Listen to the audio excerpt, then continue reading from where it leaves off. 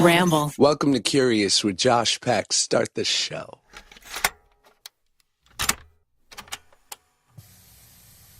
Welcome back to the Curious Podcast. I'm Josh Peck, and you are the listener. I am the host. I'm the person that leads you through this experience, but it doesn't work without you. So thank you for returning. I hope you're having a great morning.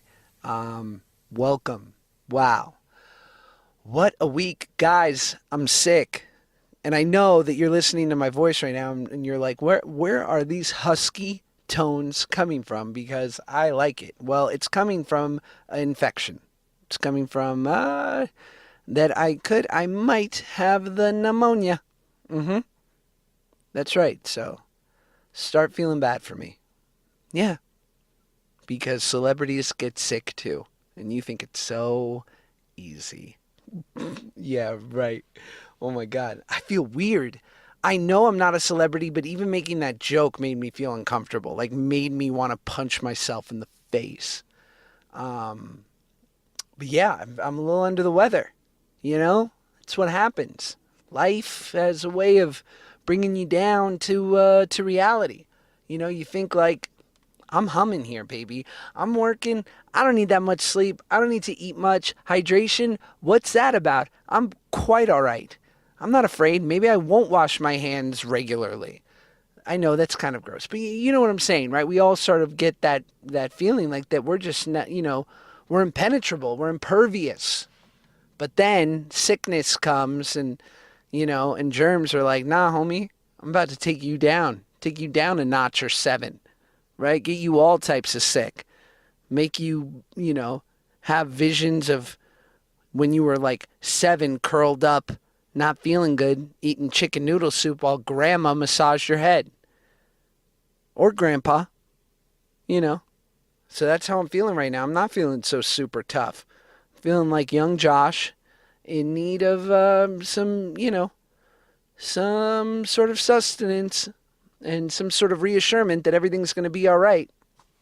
I had a great weekend. I went up to San Luis Obispo with my in-laws, my wife's lovely family, to visit her cousin who just started going to college there, and it was a very good experience. It's not something I would normally do. I drove 3 hours Friday night, spent the whole day with my wife's family, and then drove back Sunday morning. And it's not that I don't want to be with them because I love being with them. It's more getting over myself and the inconvenience of with the driving and the checking into the hotel and the thing with the thing and the thing. And it's like, God, I can just make anything awful in my head. I like to see things 10 steps down the road, and they almost always are not good for me. That's the bend that my mind likes to put on things. I like to project how uncomfortable situations will be for me, and thus I make a game time immediate decision that it would be better if I just avoided the entire thing and stayed in my little world with my little routine that has proven to me to be comfortable and safe and not really push me in any healthy directions. Yeah, that's it. I mean, it's not negative, I'm sober, right? So I go to the gym and I, shoot YouTube stuff and I work on the podcast and I audition for movies or TV or whatever. And that's fine. That's, God, I love that my entire routine is just completely self. It's I wasn't and then I go help my mom to, we go and then I go for dancing lessons with my mom, or I go on a wonderful contemplative walk with my pregnant wife. No, none of that. It's all about me. It's all self-serving. It's all about work. It's all about Josh. Well, it's not going to be all about Josh because I'm about to have a kid. It's going to be all about that kid and my wife, who's beautiful and wonderful, and carrying that child. And it's incredible, and it's getting very real because she's almost there. And you start to, initially when you get pregnant and the doctor's there it is, and you're there what is? And they're that's a baby. You're are you sure? Because it looks like a shadow. And they're like, it's a baby, trust us. I do this for a living. I went to school for 10 years. And I'm like, whatever you say, doc, because I feel like that heartbeat could just be like a crazy EDM sound machine. And then you go back like a month later and it's still a shadow. But slowly but surely that thing, grows into like a human, a thing. And now when you're like in the last sort of trimester, it just looks like your baby's in like a human sleeping bag, really. And it's just, that there's like a full-on person there. And one day, sooner than later, they're going to come out and the nurse is going to wash them off and then they are all yours. And then it's like this lifetime engagement, this relationship that begins that day and, God willing, never ends. Until the parent sort of graduates to the next level, which is probably nothing, but whatever you believe. And it's a weird feeling. It's a weird, weird feeling. And I'm in anticipation of it. I think it's going to be a wonderful thing. I'm in anticipation of how my life is going to be rearranged and sort of the upcoming disturbance to my routine, because that's what a kid does, and that's cool, because what do I need my routine for? You know what I mean? I spend enough time thinking about me. This entire rant is about me, and I think being able to focus on another human being thing, like sentient being who needs my help constantly, is going to be a worthwhile endeavor. And I really want to be helpful and of service to that kid and my wife and sort of the whole thing. So it's very exciting. It's very wonderful. I'll keep giving you the play-by-play because, what else? Well, I got nothing else to say. I mean, could I talk about Kanye? Sure. Could I talk about Trump? Yes. Could I talk about fucking the Lakers and LeBron being on the Lakers? Okay, sure. But listen, everyone's talking about that, and probably in a more enjoyable comedic way than I. So all I can really do is give you insight into what's going on with me and hope that you have like a slight bit of identifying, and you feel that there's a certain level of similarities, and maybe you find just like the slightest bit of reassurance that you are not alone in your feelings, because I am having similar ones, maybe. Or maybe not. Or maybe you're like, yo, this kid is weird. I've never felt anything that he feels. And also, I'm going to move on from this podcast. It's been a nice run, but he talks too much. So, and that could be it too. This week's pod, Dave Coulier, the greatest. I really want to call him Dave Coulier. What a dream. He's just such a good dude. I've met Dave obviously because I made a show with John Stamos, and through him I've met Bob Saget and Dave Coulier, his cohorts, his brothers, the three uncles from Full House. But all three of them are so much more than that. But I know that that's like, the buzzword. It's the thing that people know best. But I don't care about all that, because Dave Coulier has had an incredible life. He has come up with some of the greatest comedians. He is one of the greatest comedians. And he has an affinity for fart humor, which I think is underappreciated in this day and age, and is a wonderful conduit to bring us all together more. But in all seriousness, I just think Dave is a sweetheart, a salt-of-the-earth person, and I couldn't believe that he was down to do my podcast. So hope you guys enjoy it. Here's Dave.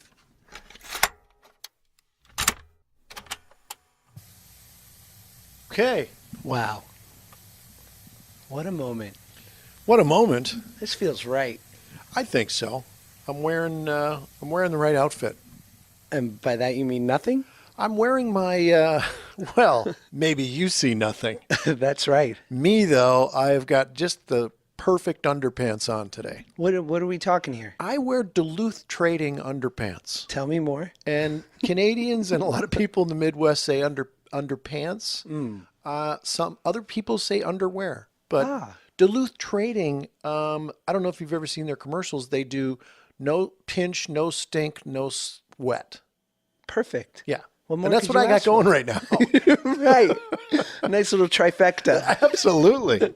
I feel like they would sell that underwear at Bass Pro Shop. I don't know if they do, but that they should. Right. I'll or tell you. Cabela's, perhaps. Or Cabela's, yeah. Yeah. Or like an REI store. I can tell that I just sounded super butch to you. You really did. Because I knew those stores.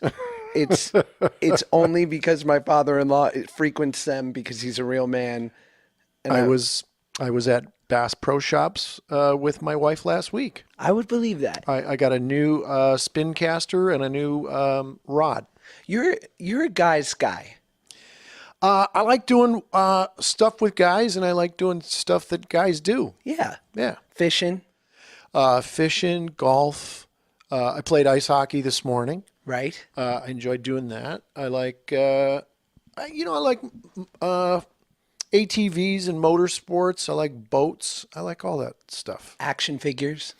Action figures. I bring them with me whenever I do any of those things. I like that. It's a couple friends. It's usually my Joey Gladstone doll Really? from 1993. Yeah. Does that exist?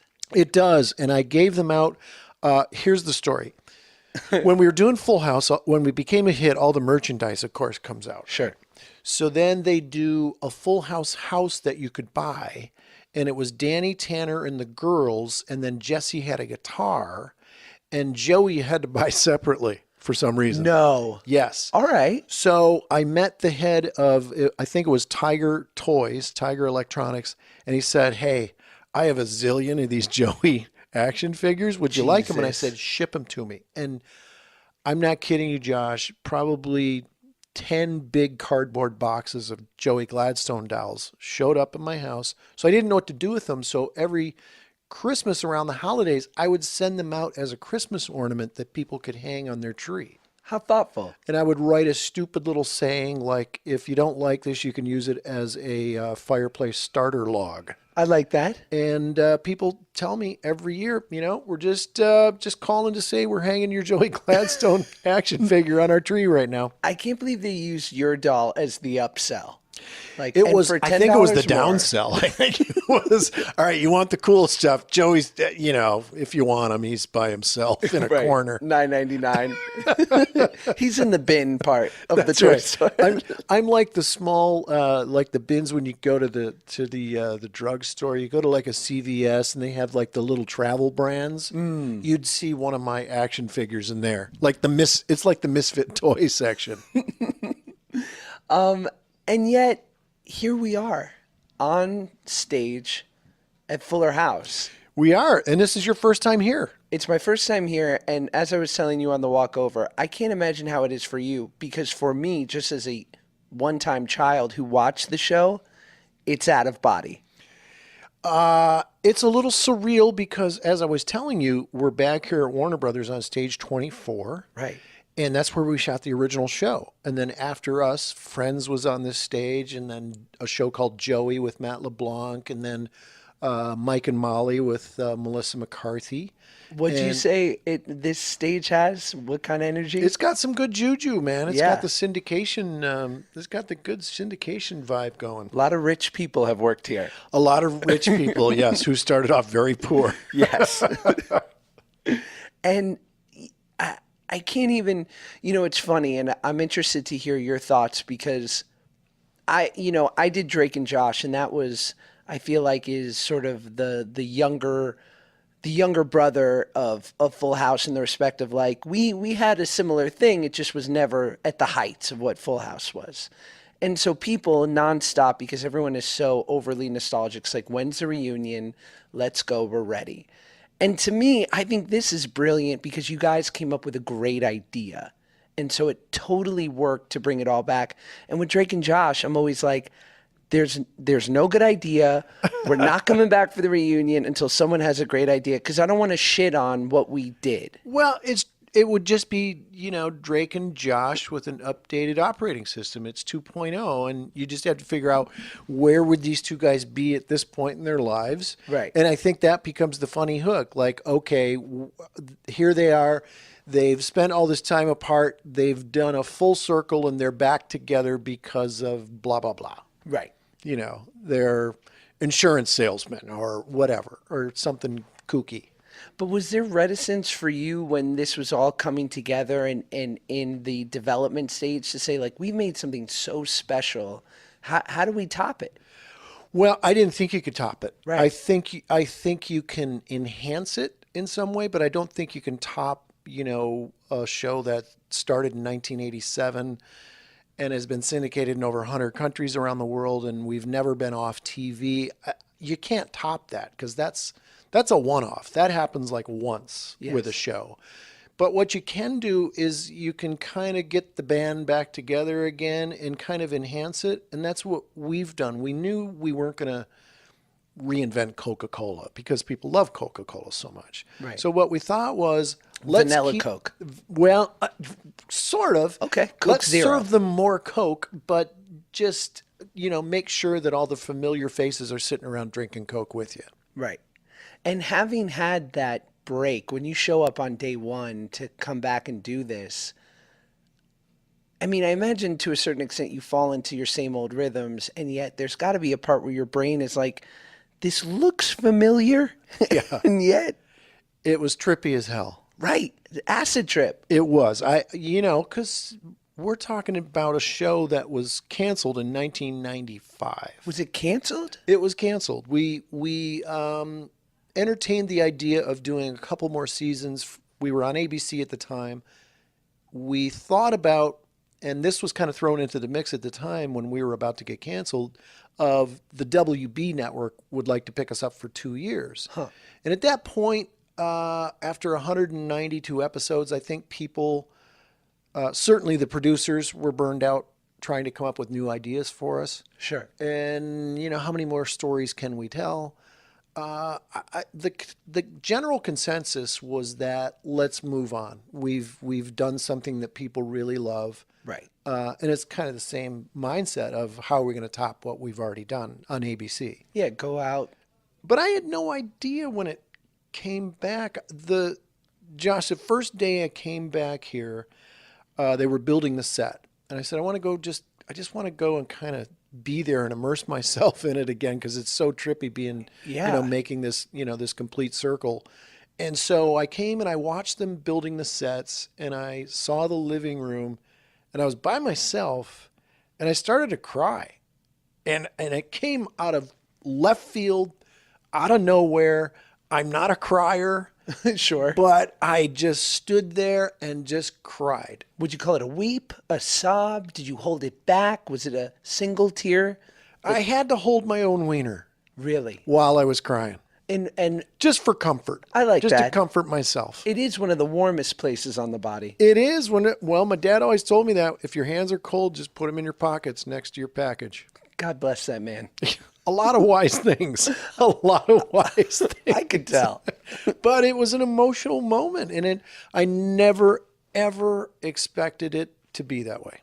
Are you a guy? I'm fascinated with people's nostalgia and sort of their need to go back in time because for me, I'm a no look back guy.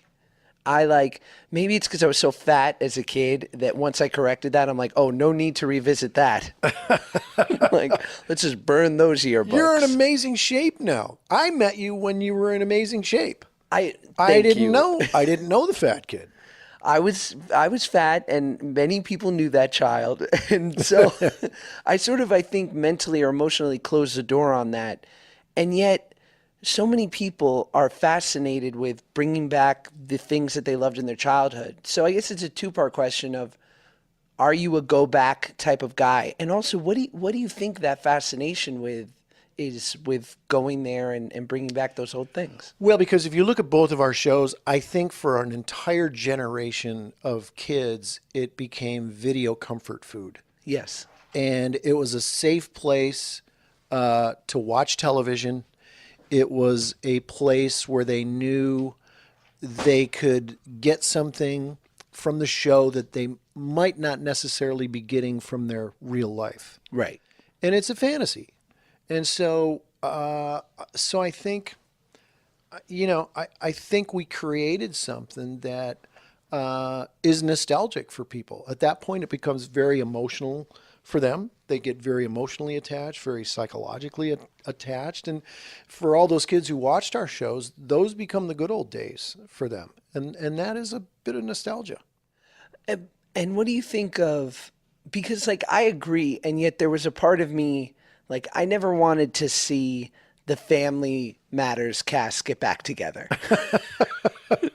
And I love that show. I don't know if you could do Urkel nowadays. Yeah, like right? Urkel growing up, you kind of, how do you pull that off? Yeah, or like, Unless he has a son now who's just like dad. could you imagine? Yeah.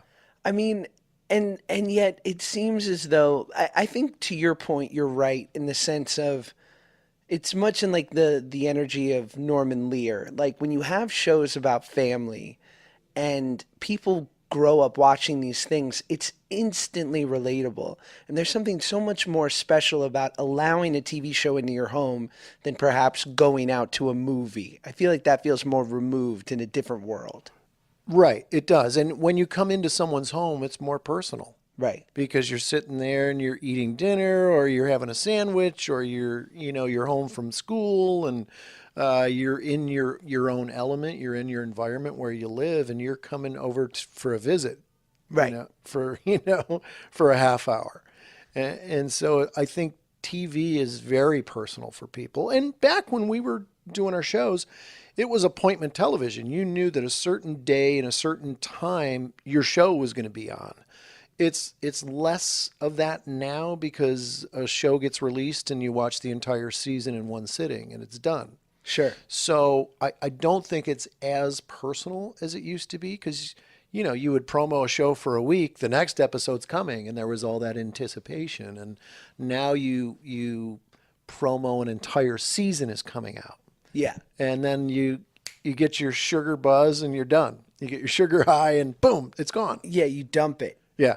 But like, I don't know how you are. I can't allow myself the full binge watch experience. And my wife loves it. Yeah, mine too. I mean, they knock it out like the day it comes out. Yeah. They're like, I'm 8 episodes into Stranger Things. I got 2 left. It's not even 11 o'clock. I'm like, holy shit, what have you been doing? Yeah. Like if I love something, I wanna savor it. Yeah. Right?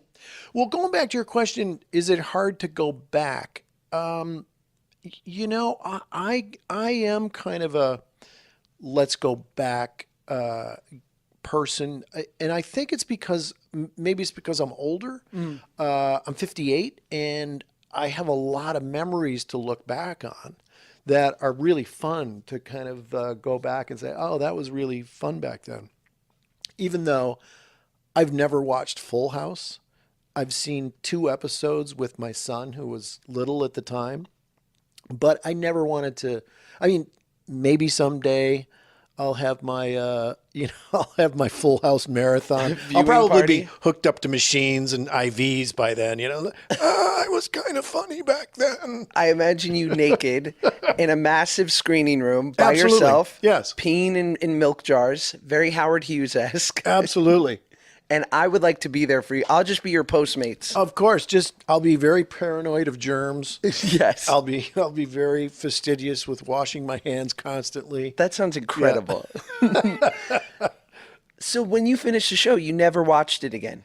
No, because we had another show to do, and when I was doing Full House, concurrently at the same time, I was doing the Muppet Babies cartoon on CBS. I was doing the Real Ghostbusters cartoon on ABC, and I was hosting a show on ABC called America's Funniest People for 4 years. Right. And so I really didn't have time to kind of just watch anything. It was kind of like, what am I doing after this? What's up next? So it was. It was a time that the work was very condensed, and it was just constant for 9 years of my life. And then everything got canceled at the same time. And speaking of, and this is a good segue when you talk about the you've done so many cartoons and so many things with your voice and your ability for impressions. When was the first impression discovered? Like, was it 6-year-old Dave? My brother and my brother Dan is the funniest person I know. Like, really, really funny? He's really funny. Yeah. His brain comes up with stuff that makes me laugh so hard. It's because he's known me my whole life, right. And we used to have bunk beds when we were kids, And my brother actually taught me how to do impressions. And I had the top bunk, he had the bottom bunk, and at night we would be falling asleep, and he would start doing impressions of our neighbors. And so he kind of taught me the inflections of, oh my gosh, he sounds exactly like Mr. Hooper across the street. And so we would improvise these little plays with all the neighbors' voices, and we used to just piss my dad off because it'd be 1 a.m. and we'd be laughing so hard and like banging on our beds, and my dad would run in and say, I'm tired of hearing Mr. Hooper. It's enough. Go to bed. And then we used to sit on the front porch, and we used to call it narrating the neighborhood. And anybody who went by, I'd go, all right, I got the next guy. And it would be some guy walking by or one of the neighbors, and we would just trade off doing voices of these characters. Hey everyone, this is Tom from the Curious Ad Department. I'm a Libra, not that you asked. Anyway, we've got a quick little advertisement for you, and then we'll get right back to that kooky, fun-loving, young, jovial, laugh-a-minute Josh Peck. And let me tell you, him around the office, it's just a ray of sunshine. It's a slice of adorable, and I want seconds. Am I right?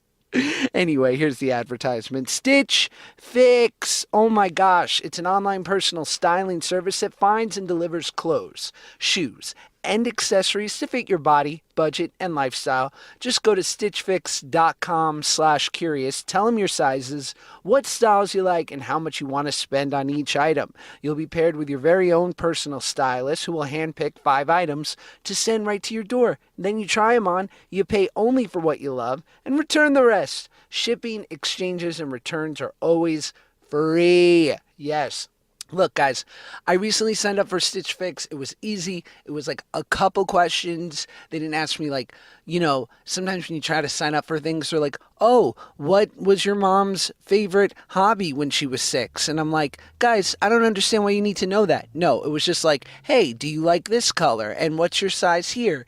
And are you down with this pattern, perhaps? And then all of a sudden, I'm getting beautiful, dope clothes that somehow they got in my head, and they figured out that I would love them. Anyway, get started now at stitchfix.com/curious, and you'll get an extra 25% off when you keep all 5 items in your box.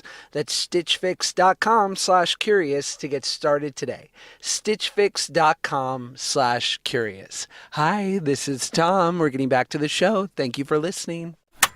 What, in your opinion, is, because anyone who's got like a brilliant ear and depth for doing voices and impressions, to me as an outsider, and I'm just like an amateur with it, but like I find that you have to find a way in to a new voice. You have to find an entrance, or like whenever I hear like a great Obama impression, or like it's always the entrance of folks, like like there's that gruffness, or like there's always a sound or something that, and like for you, how do you find a way in?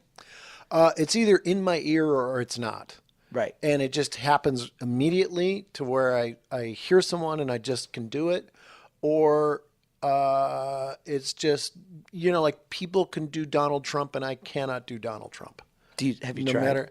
It's either in there or it's not. And I just kind of know my limitations. And there's so many guys who do it so well. Have you seen the animated series, Our American President, or whatever it's called? I think maybe. It's really funny. And the guy who does the Donald Trump voice on there, it's so dead on and so brilliant that it's like, I like obscure ones like Albert Brooks, and okay, now hear me out. This is crazy. Hold on. I've got you here. Hold on. This is going to be great. Now, I've lost you, haven't I? That's Albert. I've lost you. That's crazy. No, I'm right here. But that's like, that's crazy. Like that's a go-to Albertism. Yes, right? It is. Yes. Yeah. Or like with Chris Walken, who everyone on earth does. It's like that. Wow. Like there's just like a little. Well, the key to doing Chris Rock is you don't close your mouth. You always keep your mouth like this. Right. That's right. Okay. You don't want to do that with your kids. Right. You got to spend time with your kids. Yes. You never close your mouth.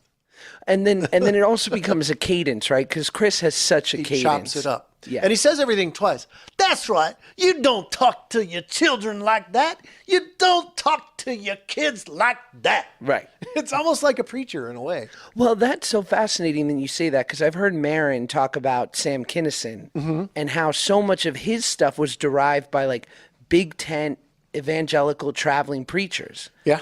And how like they would say things in a certain way to grab people's attention. Like they'd repeat and say, you have to say it like this. You have to say it like this. Sure. Like, repeat, but change the rhythm on the second repetition. I was there the night Sam came up with the scream.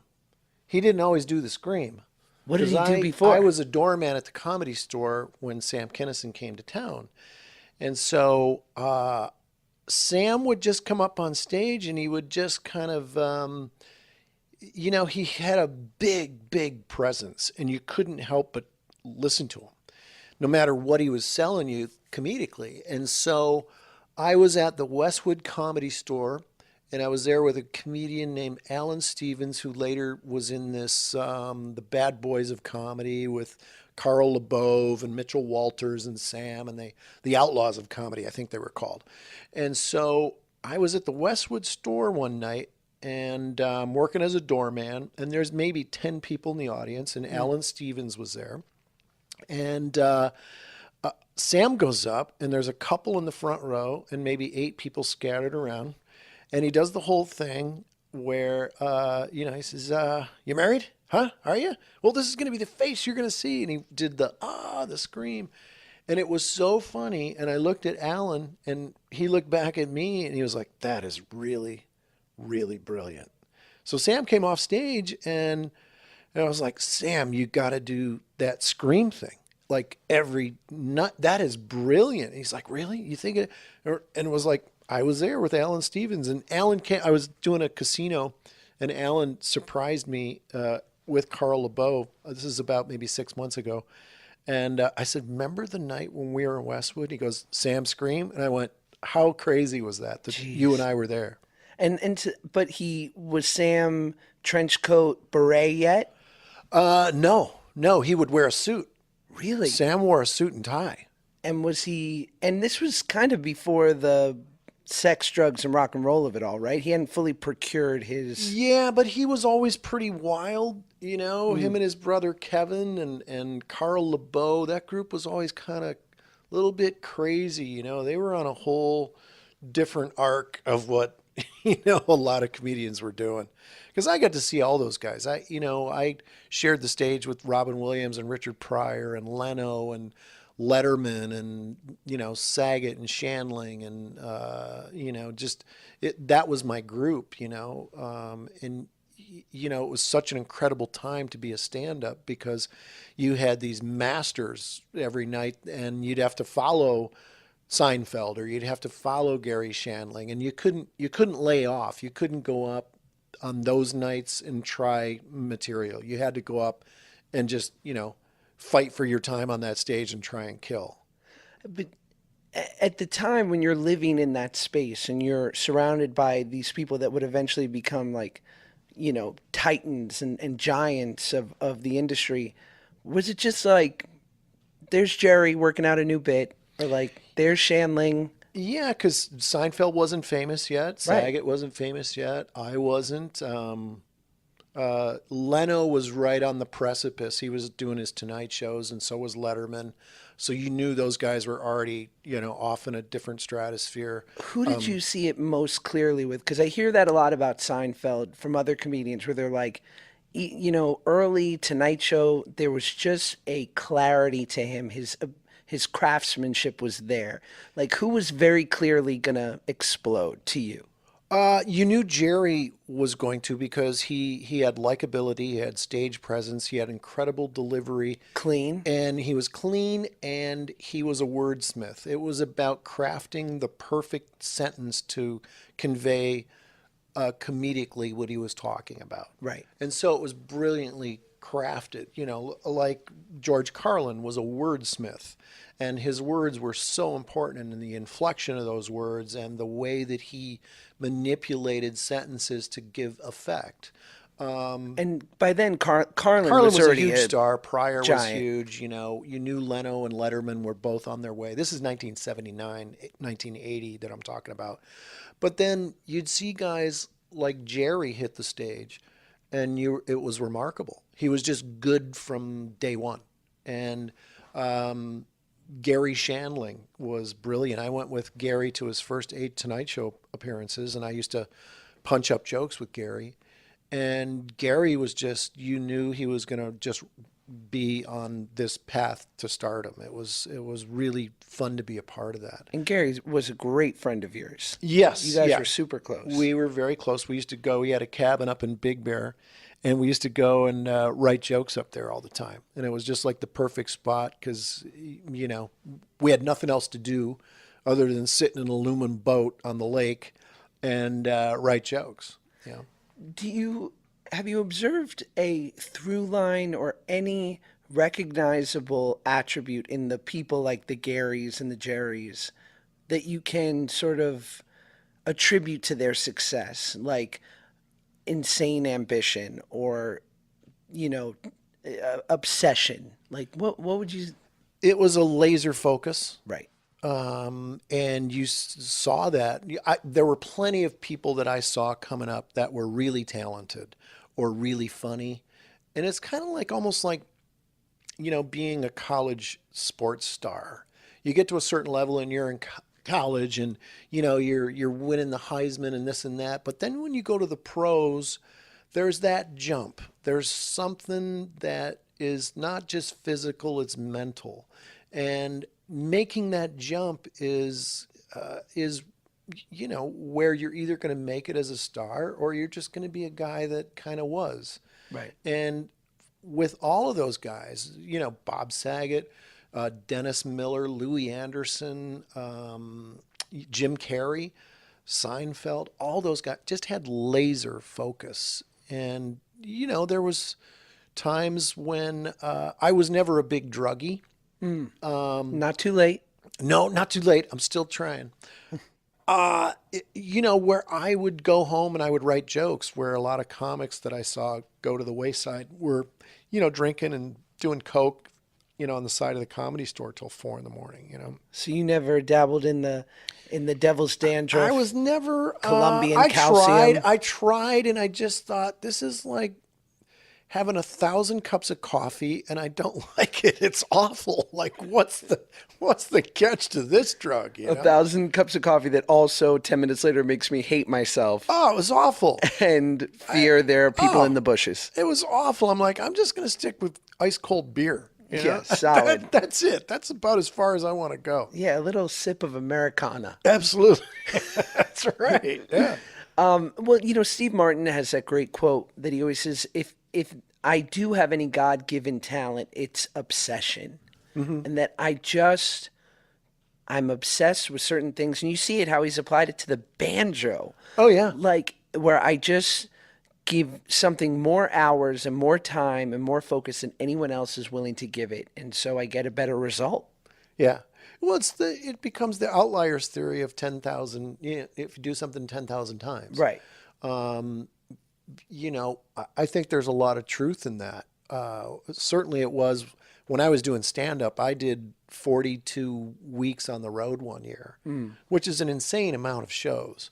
But for me, I was in my early 20s and we were all doing that. That was just what you did back then in order to get better, so that when you were on the road, you were honing stuff so that you could come back to the Improv or the Comedy Store in Hollywood and showcase for the Tonight Show. But who was like because now I'll talk to stand-ups and I'll get the text from a buddy of mine that's performing, who's like a strong middle at the Comedy Store, and they'll be like, Chappelle's coming. Right. Or like, a few months ago, it was like Louis coming. Or like, these titans are coming in. It's going to be a surprise set. Like, get over here. Yeah. And they'll probably go for 2 hours. Sure. So like, for you being like one of the young up-and-comers in the 70s, who was that for you guys? Was it Pryor? Was it? It was Robin Williams. Really? Steve Martin and Robin Williams just redefined what a comedian could do on stage. Steve Martin had a banjo, wore a white suit, and put balloons on his head. Right. And and he could just go off on these tangents.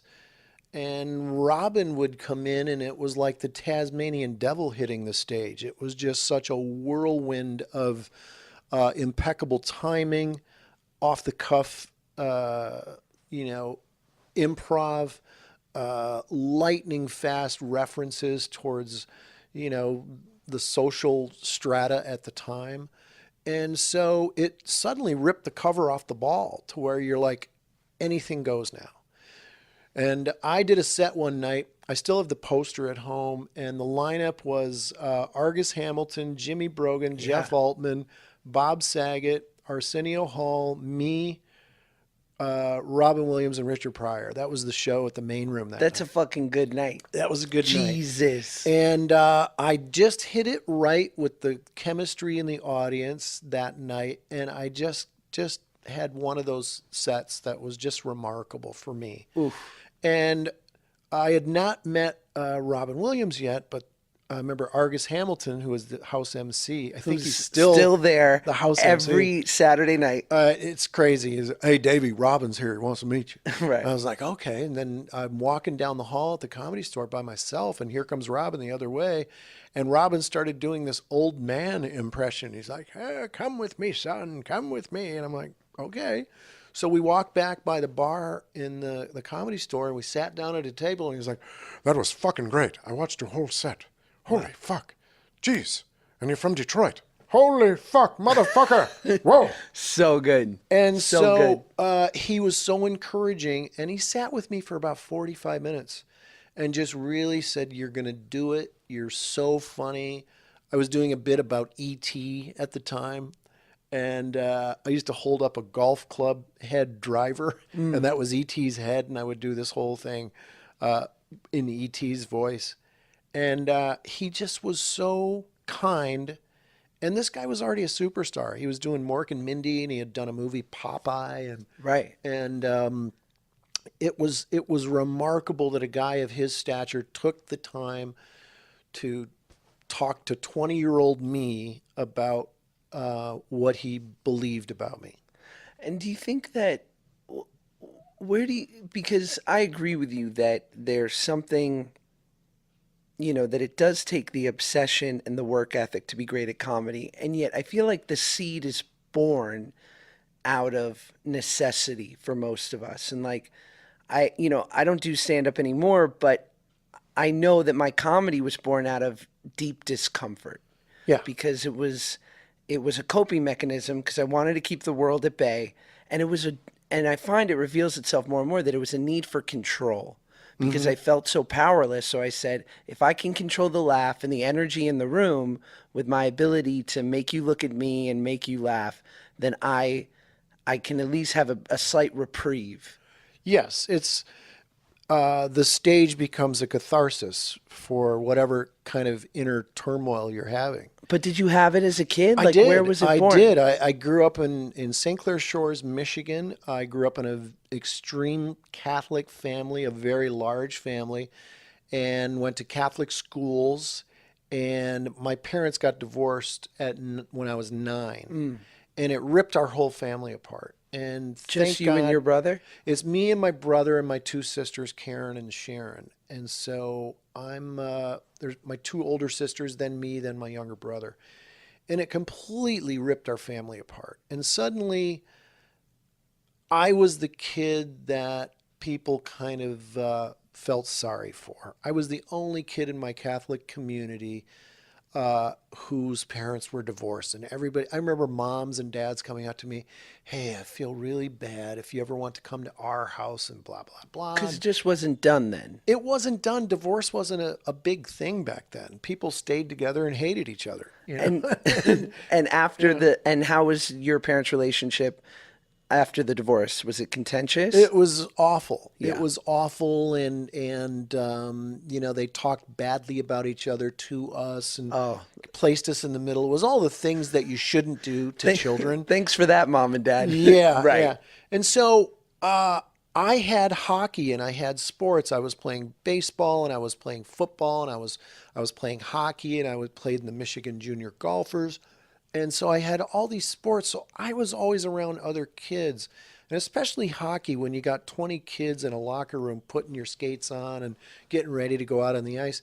I had a built-in audience. And I took the impressions that I learned with my brother, and I started doing impressions of kids on my team or coaches or people that all the kids on my team knew. And we'd be tying our skates, and I would start doing these voices, and I would make kids on my team laugh so hard that I kind of, used that as a way to prop myself up. You knew it was valuable. It was valuable, and hearing those laughs filled a huge void that I wasn't hearing at home, because my family, believe it or not, is very funny, but it was a really sad time. And I thought, wow, I need to hear these laughs in the locker room and with all these other kids so that it overpowers the sadness that I'm going to feel when I go home. And did you notice, or do you notice now, that how your siblings dealt with it in different ways? We all dealt with it in very different ways. I would imagine. My brother became extremely introverted, and now he's an artist and a classical pianist and does amazing glass sculptures. And so that was the way he kind of harnessed that energy.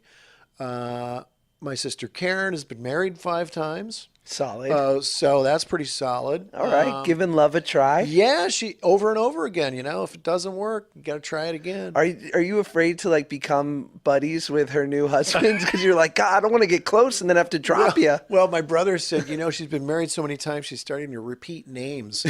Right. Because she's been married to 2 guys named Mike. That's awesome. Yeah.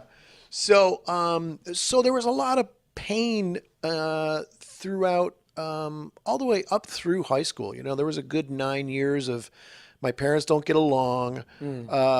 It's a really crappy atmosphere. So I'm going to create a good, fun atmosphere where I can remain positive. Yeah. And that's what comedy was. Take the attention away. Absolutely.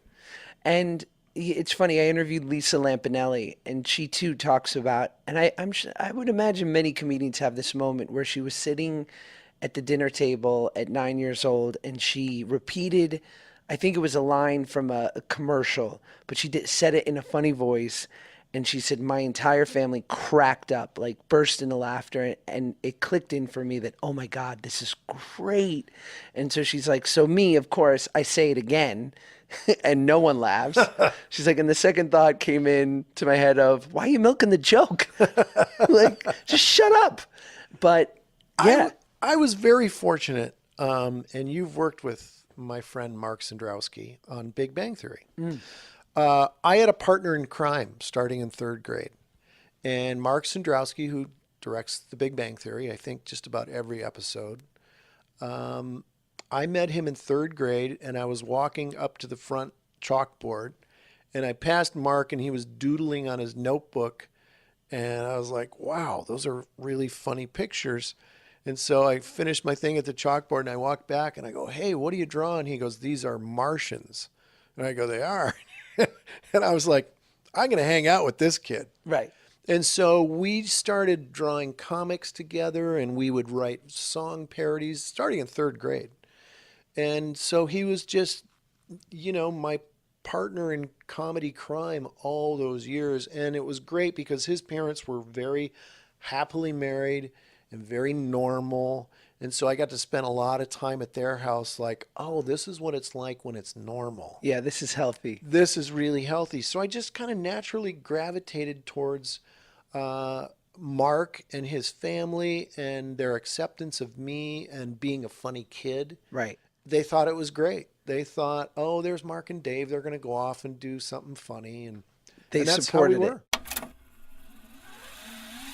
Hi, this is Dorothy from the Curious Ad Department. We've got a quick little ad for you, so tell your ears to perk up and get excited because you're about to get sold something great.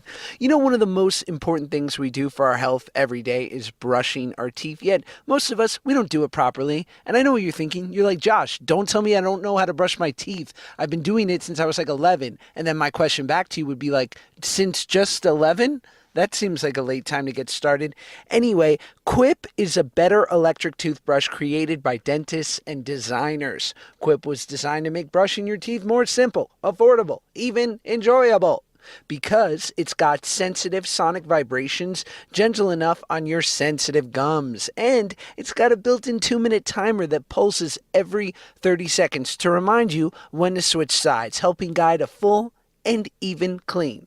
So, I gotta tell you, I love Quip because I don't have to think about like replacing my brush heads or like when is the right time. They show up in the mail. Yeah, that's what Quip does for you. Their brush heads are automatically delivered on a dentist recommended schedule every 3 months for just $5. So that's why I love Quip, and Quip starts at just $25. And if you go to getquip.com/curious right now, you get your first refill pack for free with a Quip electric toothbrush. That's right. That's your first refill pack free at getquip.com/curious. Well, let's get back to the show. I too like growing up, and I had my mom who was the greatest and is the greatest and did her best to supply a normal household environment, but I was an only child and I didn't have a dad. And so I was like painfully lonely and would just sort of keep myself busy with this weird fantasy life. Right. And then I remember having those, Which was what? it was I would play. I was acting in my room, playing out characters. I would just sort of venture off into these deep fantasy. I love daydreaming and imagining what my life would eventually be like. Sure. And that's why I love TV too, because I was a latchkey kid and the TV sort of raised me in a weird way. And it wasn't, and again, like my mom was truly the greatest, but just there was only so much that she could do.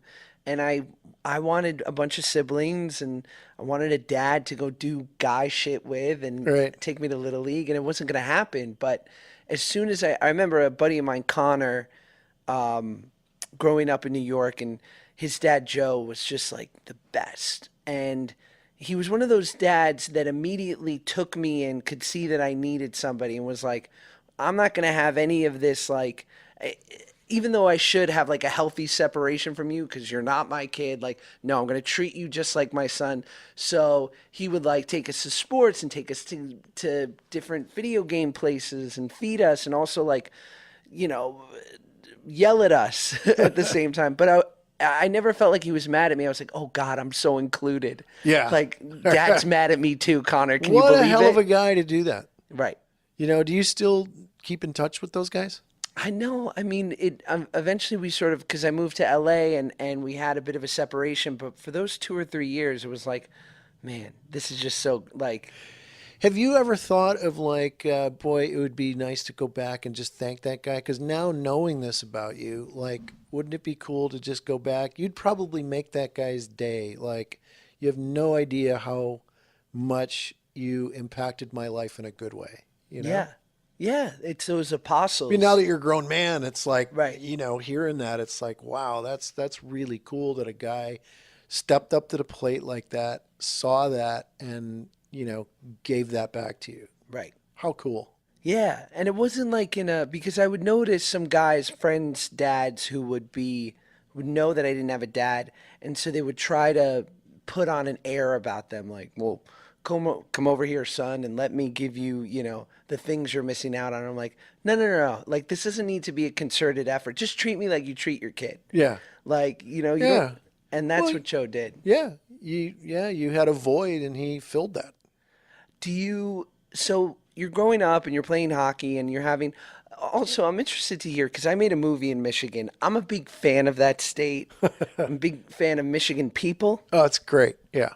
Do you think I mean, you're a good dude and you have this energy about you that's so Midwest, like you're a can of corn, Dave. You're just fucking, you're a good guy. And I feel like that must have been slightly influenced from where you came from. Well, you know, I had very humble beginnings. Our house was 900 square feet. Yeah. But everybody's house was 900 square feet where I grew up. So we didn't know we were poor. We didn't know, you know, all the dads worked at Chrysler or Ford or General Motors, you know, and they It was were a company town. Yeah, blue collar guys in Detroit. And, you know, but I never felt poor. I always played hockey and I went on hockey trips. And, you know, the Midwest is a great place to be from. and I have a theory about it. I think places that when there's 5 hard months of bad weather, winter, Right. you tend to come together and you're at someone's house, someone's ordering pizzas or you're helping your neighbor shovel snow. You're spending a lot of time together because you're not going outside. Right. As a kid, you could play out, but kids don't really play outside anymore. But in the Midwest, when the weather sucks, you tend to kind of band together. And in California, I don't see that same thing because you can go out and you do stuff and you're not indoors, that's kind of my little theory about it. Right. And it just tends to kind of pull people together. And there's a certain Midwest sensibility. I don't know if it's just more grounded in some way because it tends to be a little more blue collar than it's the a East Rust Coast or Belt. the West Coast. Yeah. And do you think, in the 70s growing up there, Detroit was it thriving? I feel like it was sort of towards the end of its moment, but it was still thriving, right? Well, I was born in 59, so I saw the riots happen in Detroit, which was a really tough time in the 60s, late 60s. And so it was very strange because we had the riots in Detroit. The National Guard came into Detroit with tanks. Right. And there was so much civil unrest at the time. And then the Tigers win the World Series in 68. So it was just really a weird time, politically, socially. So Motown's over at that point. Well, Motown was still kind of cranking out hits, Right. So we had CKLW, which was a Canadian station.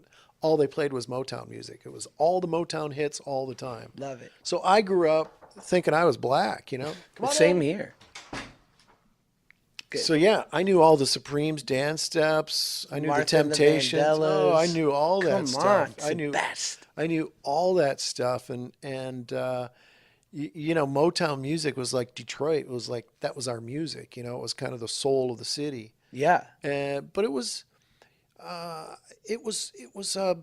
really great place being in the suburbs of Detroit to grow up because we had hockey and we had the lakes, and in the winter you'd skate outdoors. Everybody skated on the lakes when it froze, and then in the summertime everybody had their boats, and it was a really great place as a kid to grow up. Right. And I'm really thankful that I had all that stuff to kind of, sink my energy into instead of kind of, if I really pulled back and was objective about my life, then I would say, wow, kid, your home life is really screwed up.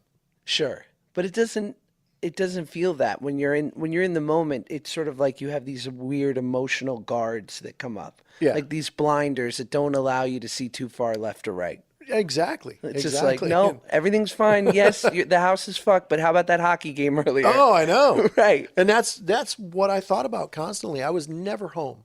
I was always out on my bike somewhere, swimming at some kid's house or playing baseball or hockey in a driveway or so.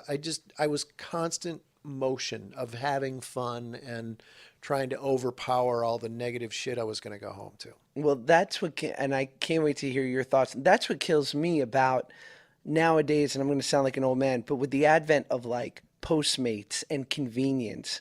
And I find like so many kids have less of a desire to venture out and explore.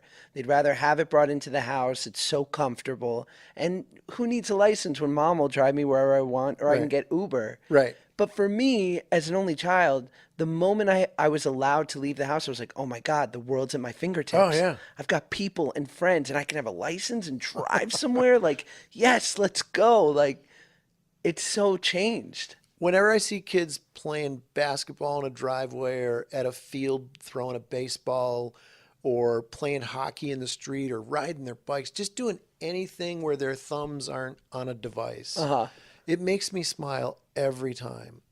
And, I think that giving kids a phone is kind of the worst thing you can do. Right. Because right away they're off into it. You've propelled them into a whole different world that someone's going to spoon feed them electronically. Whereas when we were kids, you had to create your own world. Right. You had to create that stuff. And and when I see kids sitting at a dinner table on their phones with their parents, it just makes me sad, And sure, I'm from a different era, but I never had apps when I was a kid. Like my favorite app was the playground. You could go to the playground. You could add a friend. Sure. You could delete a friend. You're a dick. I'm deleting you. I'm And outta leaving here. you a comment right to your face. Right. But certainly the world has changed. I'm not saying it's for the better. I'm not saying that all electronics are bad, but I think when it starts to greatly displace the creativity that you can manufacture yourself, I think that is a grave injustice. So you have this life and you decide that you're gonna when is the moment where you feel like you're gonna make the leap to LA and start really going for did you start doing stand up in Michigan? I started doing stand up. Actually, Mark Sandrowski and I wrote a live sketch show our senior year. We had a group called Linus Pauling and the Band, and we did a 2 hour like Monty Python sketch show at the all girls high school next door to us. Right. And that's when I really got hooked because I did 3 stand up segments throughout that. And we had like 800 people come to this show, and we advertised it ourselves and made our own props and everything. And that's really where I got hooked. But then I went to a college prep high school, and then everybody graduated, and I thought there's nothing at any college for me Right. because I want to stand on stage and tell jokes, and I want to write funny things, and I want to do character voices. Where do I go? So I got a job at a rock station in Detroit. I started writing funny commercials and doing the voices on commercials. So I would do Bullwinkle, or I would do Popeye in a commercial, and they loved it because suddenly here was somebody who was doing unique voices on their commercials. And so they tried to offer me a job there, but my whole focus was I'm going to do stand up here. And then a place called the Comedy Castle opened in Detroit. And so I started working out there, put an act together, and I did that for about 8 months, and I was also moonlighting as a detailer at a mechanical engineering firm. Cute. I faked my way in, and I would sit at a drawing board, and I would work 72 hours a week, and then at night I would go and do sets. And that was the Comedy Castle was the first place you ever did comedy officially? There were a couple of little one-nighter places that had Bars? new talent nights, and Okay. I would go there, and I opened for a guy named Jim Freeman, who was a big local Detroit comic who did filthy song parodies. Okay. And I opened for him at a place called the Poor Devil. And the only reason I met him was because as a side job, I was a hockey referee. I would referee kids games. And so the head of the hockey league said, "Hey, I know Jim Freeman, and you're funny, and I know you want to do stand-up. I'm going to talk to him to see if you can open for him." So I went and I opened for him, and his audience is all women. So I'm up there, and they introduce me, and I'm about 10 minutes into my act, and I'm getting a couple of laughs here and there, and all of a sudden a waitress comes up and hands me a note, and I'm like, "Oh, a request," and it said, "Get off the fucking stage." That's awesome. And I Oh, still fuck. have that napkin. No, is it framed? It's in a scrapbook. I should frame it, actually. They couldn't have given you some signal, or you were No, like, "Get off the fucking stage." And I read it. And I went, "Get off the fucking stage." And everybody laughed. And I was like, "Good night." great. That was the biggest laugh I got. Kind of hooked you up. It did. little And then bit. afterwards, he said, "Hey, I watched you, and you were really funny." And he gave me $100 bill. And I thought, wow. Come on. This is exactly what I need to be Yes. doing. $100 bill. Years later, after I had done Full House and The Tonight Show and all this stuff, I'm playing the Comedy Castle in Detroit, and sitting at the bar is this really gruff-looking, frail guy. It was Jim Freeman. Right. And he goes, "I remember when you opened for me, I just wanted to come out and say congratulations. You did it, kid." And it was Man. so cool. Yeah. And I said, "You have no idea how much that little spark you gave me that night ignited a brush fire inside of me." And had he not, who knows? Yeah. Who knows what would happen? And then you make the leap to LA, and do you mean? I mean, because it's sort of you have had the storied job of many of the great comedians, which is being a door guy at the Comedy Store, which it seems like Mitzi, that was sort of her way of making you pay your dues, right? It was, and she knew that if comics canceled, which they did a lot because they were cokeheads and potheads and drunks, Sure. they would cancel, and then she knew I could take their 10-minute slot. So Right. she said, I'm going to give you more stage time. And you're going to be a doorman at Westwood. And it was true. She was exactly right because comics wouldn't show up and I'd have to fill 10 minutes. So I'd go up, and some nights I'd be able to do an hour, but it would be 6 different 10-minute sets, Right. which was all I wanted. I just wanted to be on that stage. So it worked out great. Did you ever in the same night kill on stage and then have to put like a drunk in a headlock and get him out of the club? I was really, I was like 150 pounds soaking wet, so I never had to do that. But I just used to seat people. And then sometimes, I'd seat people and then they'd see me up on stage and I'd hear them go, isn't that the doorman? That's like, yeah. You're like, I probably should have remembered to take off my jacket. And then what do you love and what do you what do you love and what do you hate about comedians now? Like, do you find that comedians have changed, or do you find that Yeah, I love comedy and I love watching new comedians. I think so many of them are so brilliant. yes? So I love seeing people that I've never seen before be brilliant.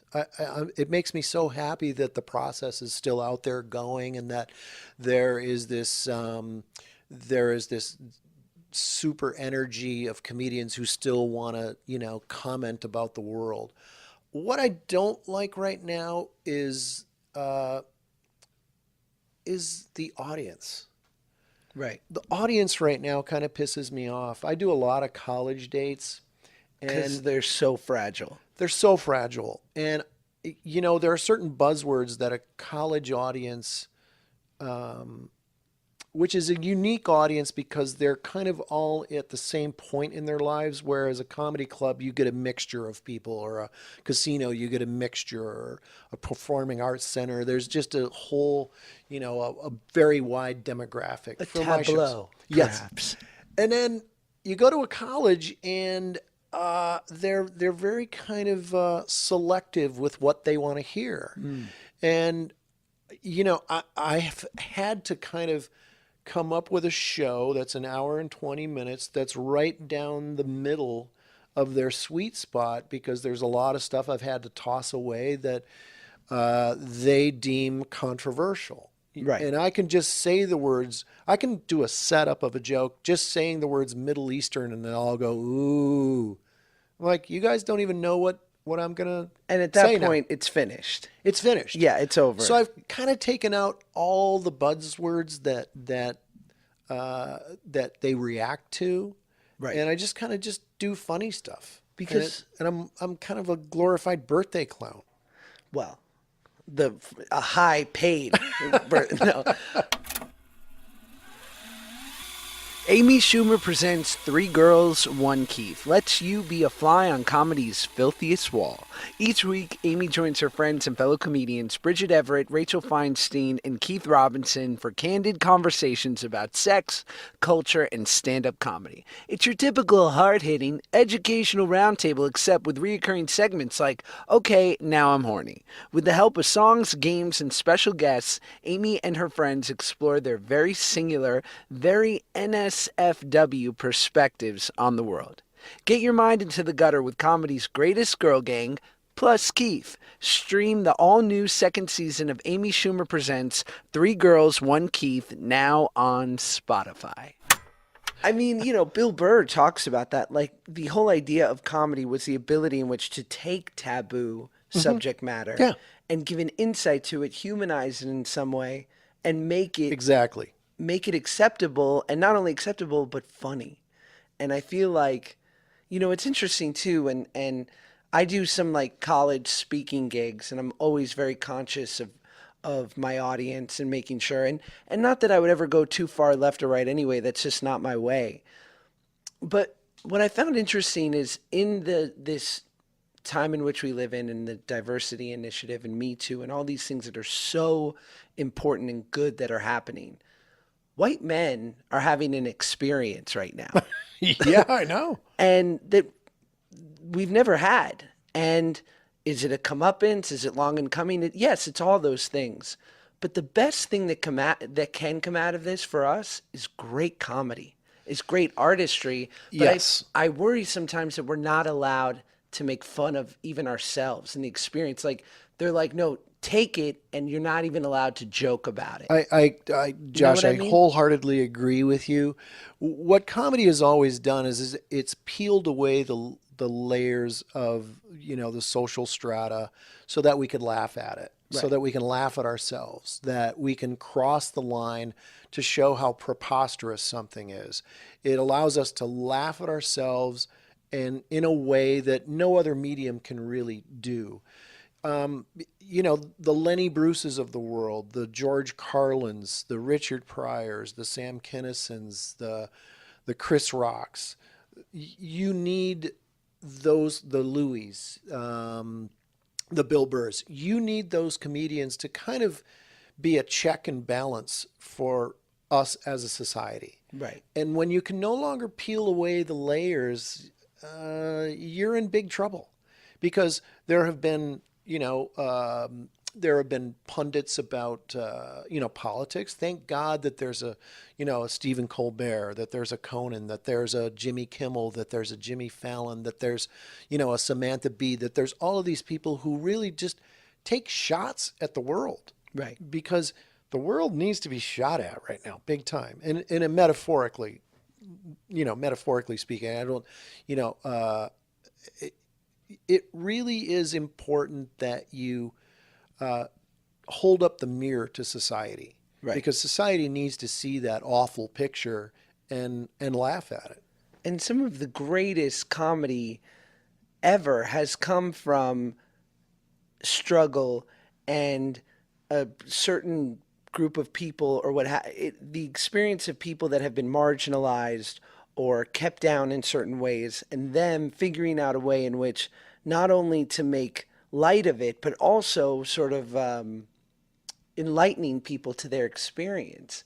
And I find that if you disqualify people from being funny about the experience, it will show itself in anger and frustration. Yeah, and you're dead on there. And I think that it's a shame that this generation will never have a Don Rickles, Right. who made fun of everybody. Right. And I've been to Don Rickles shows over the years when he was performing, and I laughed at myself. I laughed at other people, and the whole room, whether they were Asian, black, white, Indian, I don't care what your race, creed, or color was, you laughed at each other. And somehow that kind of balanced everything out.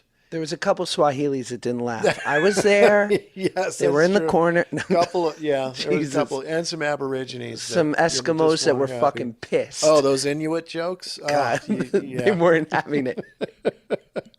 But do you feel like, and your son is in his early 20s? He's 27, and he just made captain. He's a pilot at SkyWest Airlines. Wow. Yeah. So it seems like he's missed it, but like for my kids and whatnot, I sometimes take umbrage with the idea of this whole, the anti-bullying of it all, and that everyone's a winner and there are no losers. And it's like, God, it's like, yes, I can understand why at the core of this is a good thing. And yet I feel so, I feel that my entire life has been so sort of crafted by losing and the tough realities of the world. Yeah. Rising above. I was a hockey coach for a number of years. I coached my kids hockey, and the parents were so hell bent on winning, and I said, I'm not here, and neither is my other coach. We're not here to teach your kids how to win. Right. And you'd look at these parents and they're like, well, what are you talking about? I'm here to teach your kid the lesson of losing. Yes. because you learn the lesson in the loss. You don't really necessarily learn the lesson in the win so strongly. Yeah. When you lose, you have to be graceful about it. You have to realize why you lost. When you win, you don't realize why you win. Right. Oh, we played well. Yeah. Okay, great. When you lost, you have to say, here's why we lost. And you start building those blocks to put the loss together, and you have to relive the loss, so that you can get better. Don't learn If anything on a good day. Yeah, and it's like when you tell every kid they're a winner, you are setting them up for the biggest fail later in life because later in life, not everyone's a winner. Yes. And also, I think there's just certain aspects of sort of the way, life demands balance and the universe demands balance. So as sure as the great times are coming, the bad times will follow. Yeah. And we all spend so much of our time in projection of like, oh God, like when the storm comes, like, baby, it's coming. So Yeah. you better find meaning in it. I, for one, have failed my way to success. Right. For every one job I've gotten, I've had 50 failed auditions and crappy meetings and terrible stand-up showcases and but I would go back to the drawing board and go, why did I lose? Why what is wrong here that I'm not doing right? Or how did I screw this up so badly? And then you savor the victory so much more when you figure that out. You know what the silver lining in it has been for me? It's realizing that even the most successful famous people are miserable too. Oh, God, that at least makes it all worthwhile. Yeah, that's true. So I guess in closing, and what I'm so interested in, there seems to be a level of, and maybe I'm projecting, of contentment to you.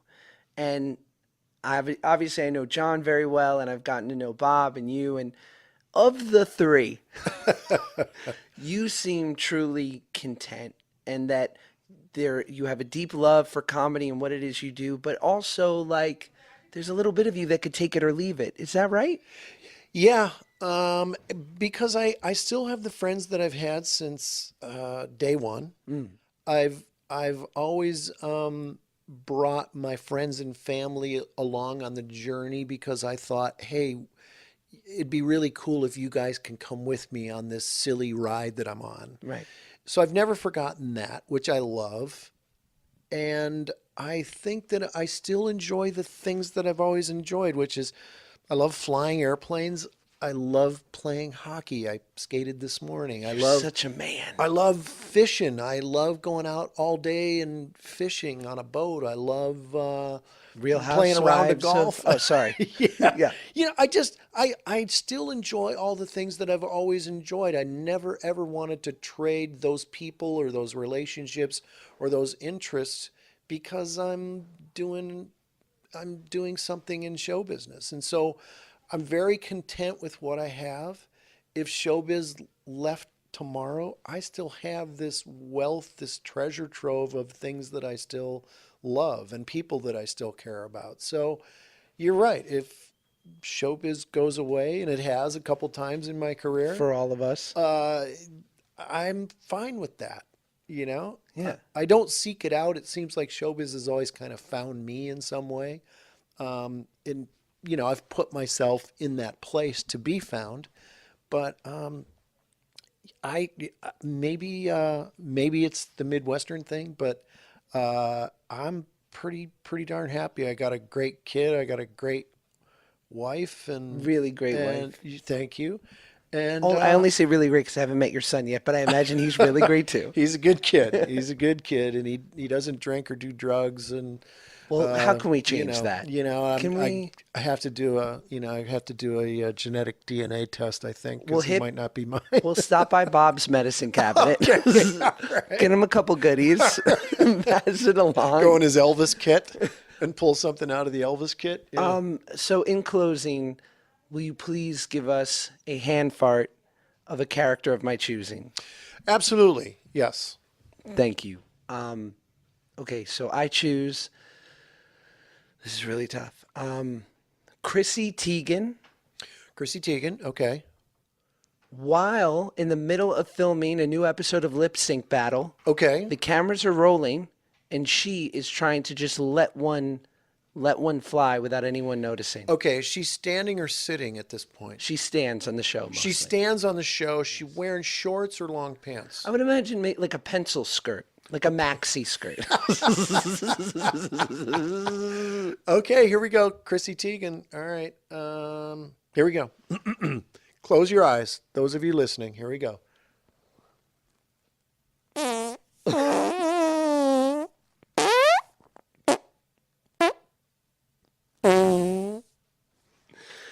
That was incredible. It's like she's here. That's how real that sounded to me. Wow. I feel pretty complete, and I'm also greedy. So it leads me to, can I have just one more? Yes. Okay. All right. Okay.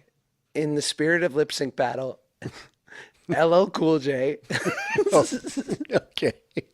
He's now done with the taping. Okay. He's in his dressing room. Okay. And he had a big lunch. His stomach has been in knots, but he's a true pro, and he's held it back for hours.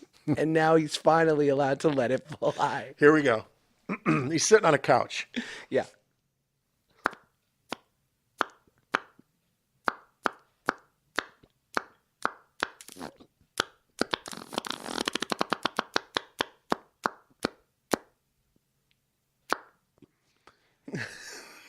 It's LL Hot J.